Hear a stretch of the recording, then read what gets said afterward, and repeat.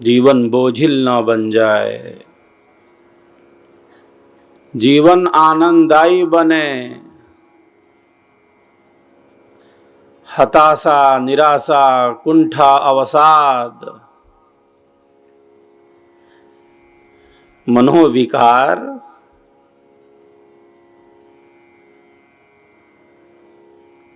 जीवन की सहजता, सरसता, सरलता और स्वाभाविकता को नष्ट न कर दें।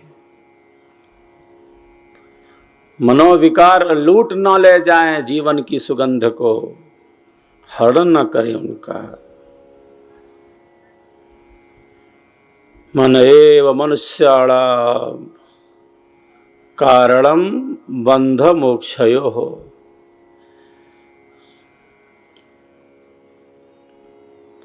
तो कारण है बंधन का,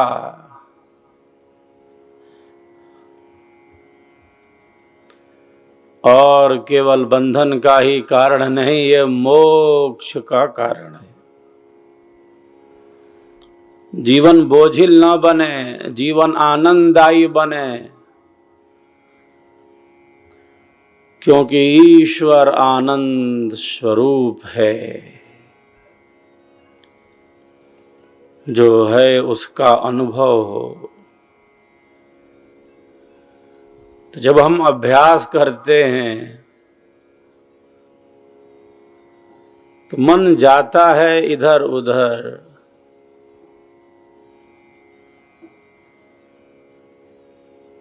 जो बीत चुका है, जो अतीत है, और जो अतीत है वो केवल अतीत ही नहीं, वो व्यतीत है।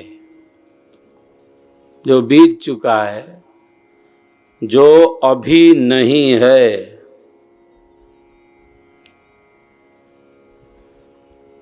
अभी नहीं है ना अतीत जो बीत गया।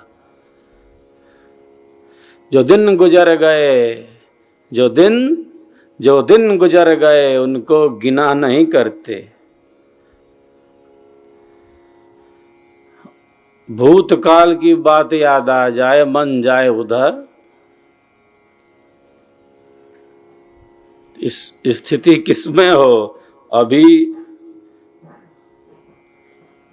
नहीं है यह, अभिभूत नहीं है। अतीत जो व्यतीत है, इस समय नहीं है।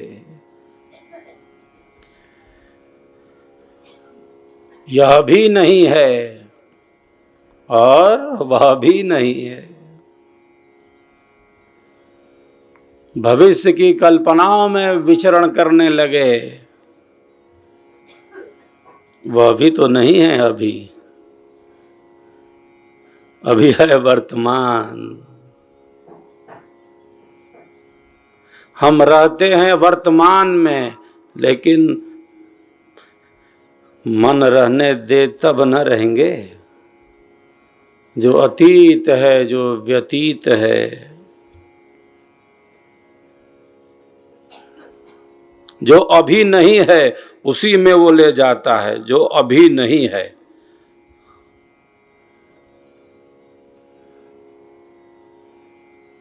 ना अभिभूत है, ना अभी भविष्य है। अभी क्या है? जो है उसका अनुभव,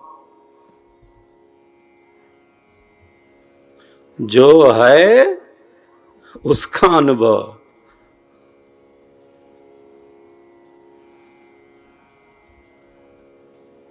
जो बीत गया, जो अतीत जो व्यतीत हो गया, जो भविष्य में है, मन जा रहा है इधर और उधर, जो अभी नहीं है। जो अभी नहीं है,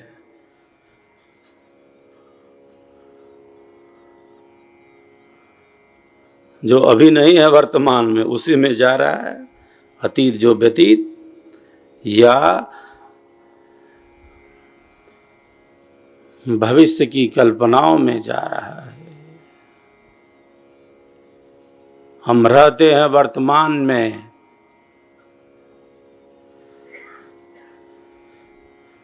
लेकिन मन कहाँ रहने देता है। इतनी कल्पनाएं हैं, इतनी वासनाएं हैं, इतनी इच्छाएं हैं, इतने हीन विचार हैं, इतने अनियंत्रित विचार हैं। तूफान आता है तो सब पेड़ उखाड़ ले जाता है। जब मन में इन अनियंत्रित इच्छाओं का, वासनाओं का, कामनाओं का तूफान आता है, तब कैसे सद्गुण उखड़ जाते हैं। जो श्रेष्ठ गुण हैं, जो सद्विचार हैं, वो कैसे उखड़ जाते हैं। तूफान आने पर कैसे बादली छा जाती है। जो विवेकी व्यक्ति है वो चमकते हुए सूर्य के समान है। जो विवेकी है वो चमकते हुए सूर्य के समान है। अविवेकी, अनियंत्रित तो जैसे कुहासे से भरी काली रात के सदृश है। कोहरा है, कुछ दिख नहीं रहा। सूर्य के प्रकाश में सब वस्तुएं प्रत्यक्ष होती हैं। सूर्य के प्रकाश में अंधेरा है तो केवल अंधेरा है,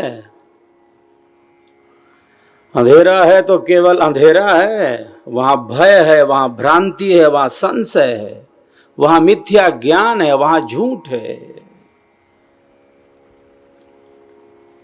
केवल अंधेरा है तो चलो दिखाई नहीं दे रहा, अंधेरा है। वहां भय है, रस्सी को सांप समझने का भय है। वस्तु कुछ है, उससे भिन्न वो ज्ञान कर रहा है। ज्ञान का अभाव अविद्या नहीं, मिथ्या ज्ञान, असत्य ज्ञान, विपरीत ज्ञान।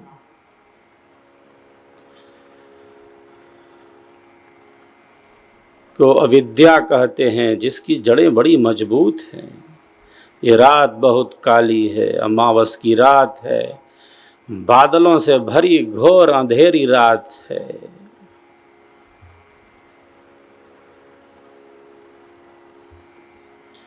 ज्ञान का प्रकाश मिल रहा है।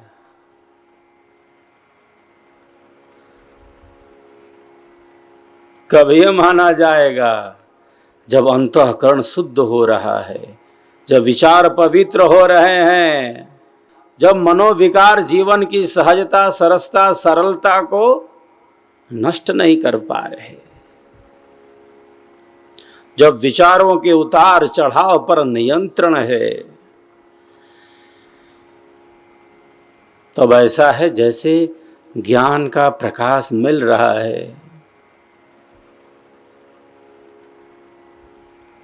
क्योंकि ज्ञान का स्वरूप आंतरिक है, बाह्य नहीं।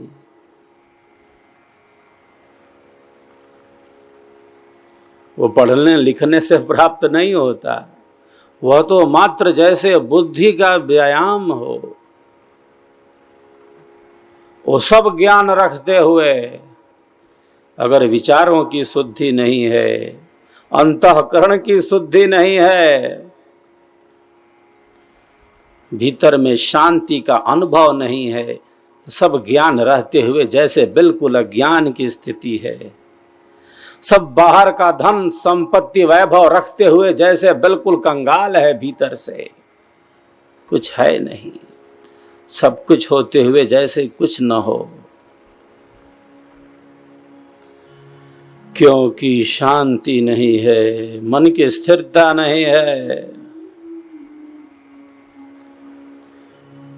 विचारों का प्रवाह अनियंत्रित है। मस्तिष्क की सकारात्मक तरंगों का विकास नहीं है।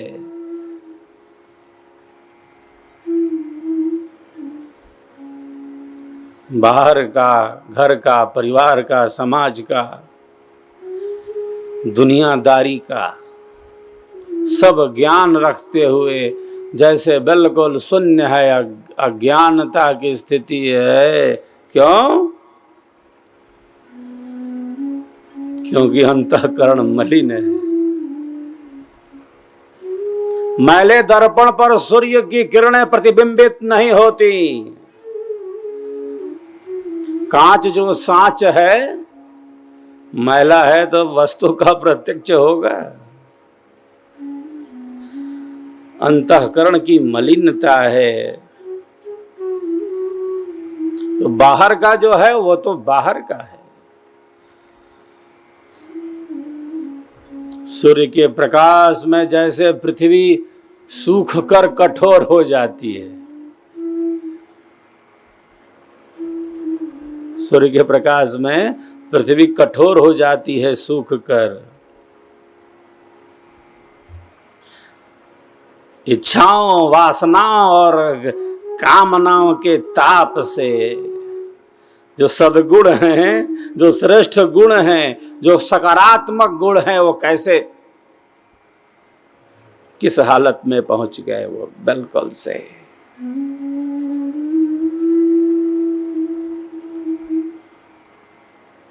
तो हमारे भीतर राम वृत्ति है और हमारे भीतर रावण वृत्ति है। कौन न्यून से न्यून होना चाहिए और क्या अधिक से अधिक होना चाहिए, कम ज्यादा है सब,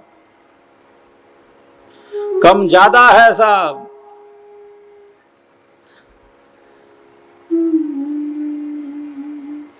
कौन न्यून से न्यून हो, कम से कम हो, पूर्ण तो नष्ट नहीं हो गया।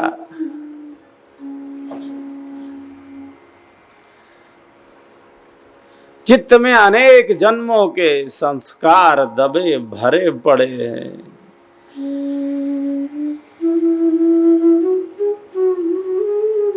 और वो प्रकट हो जाते हैं। ये विचार कहां से आया? ये विचार तो मेरे नहीं हैं। इस जीवन में तो मेरा ऐसा विचार नहीं था, ये विचार कहां से आ गए?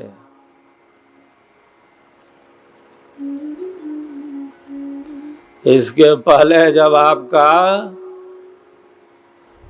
शरीर छूटा था, आपके मन की स्थिति क्या थी? आपके बुद्धि की स्थिति क्या थी? वृद्धावस्था में और कामनाएं प्रदीप्त हो गई थी क्या? चित्त की चंचलता और बढ़ गई थी क्या? मन का अनियंत्रण और बढ़ गया था क्या? अशांति बढ़ गई थी क्या? मृत्यु का भय बहुत सता रहा था क्या? कहां था चित्त, मन कहां था, बुद्धि की स्थिति क्या थी? उस जीवन में कैसा अंतःकरण हो गया था? मन की स्थिति क्या थी? चित्त की स्थिति क्या थी? आप कहते हैं कि ये मेरा तो ऐसा विचार नहीं था। ऐसे विचार कहां से आ रहे हैं? जिसका है उसी के पास तो आ रहे। दूसरे का विचार है कि आपका विचार है? मनः संकल्प विकल्पात्मकम। जैसा जैसा अंतःकरण लेकर आए थे, जैसा जैसा लेके आए थे, मां के गर्भ से बाहर आए, बंद कोठरी में, घोर अंधेरे में, मलमूत्र से भरे शरीर में उल्टे लटक गए। मां से ज्यादा, कई गुना ज्यादा दुख भोगा, कष्ट भोगा गर्भ में। पता नहीं कितनी बार बेहोश होते गए। कैसा कैसा अंतःकरण लेकर आए।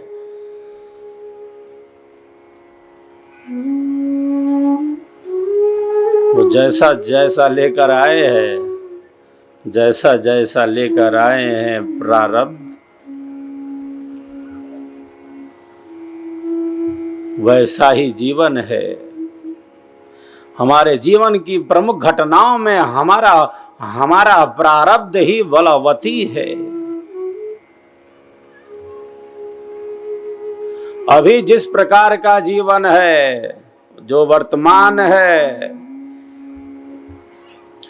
हमारे प्रत्येक कर्मों की छाप पड़ रही है हमारे अंतःकरण पर, जो भविष्य में फलदायी है। तो ये जो विचार हैं,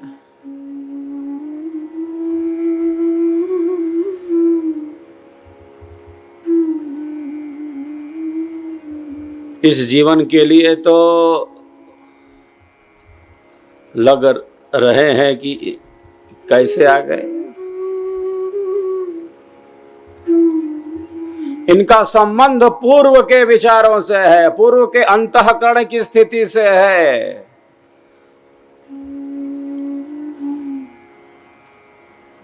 इसका संबंध कर्म फल व्यवस्था से है।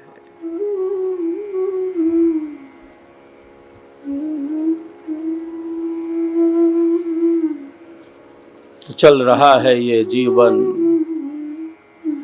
सुख और दुख की उहापोह में जैसे बीत रहा हो जीवन।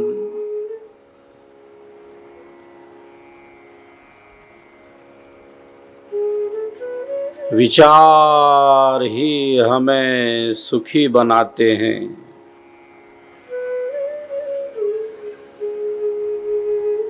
और केवल सुखी ही नहीं बनाते विचार, वो दुखी बना रहे। सत्वरजतम ये तीन गुण हैं। प्रकृति त्रिगुणात्मिका है और गुणों में न्यूनाधिक्य है। प्रकृति के गुण कर्म करा ले रहे हैं। इतनी शक्ति है प्रकृति में।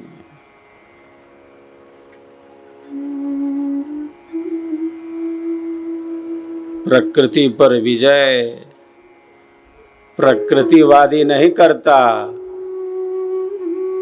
प्रकृति पर विजय अध्यात्मवादी करता है। अभ्यास वैराग्याभ्याम तन्निरोधा। जिस क्रिया को हमने सीखा, बार बार उसकी पुनरावृत्ति की, जो हमारे लिए कल्याणकारी है,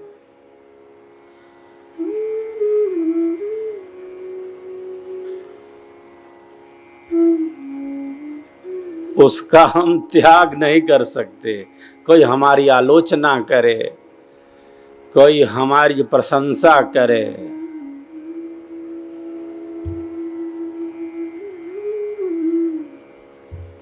योगी ही उपयोगी है, वो तो अपने लक्ष्य में स्थित है।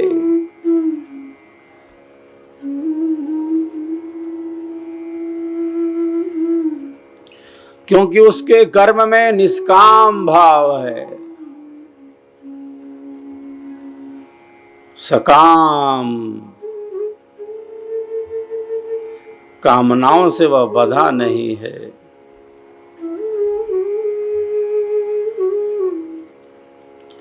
फल में आसक्ति नहीं है। अच्छा फल मिला तो प्रसन्न हो गया, खूब प्रसन्न हो गया, और परिणाम अच्छा ना मिला तो जैसे बिल्कुल दुख के सागर में चला गया। जो सुखों के मिलने पर खूब प्रसन्न हो सकता है, वो दुखों के मिलने पर उसकी क्या स्थिति होगी। जो सुखों पर खूब उछल कूद रहा था,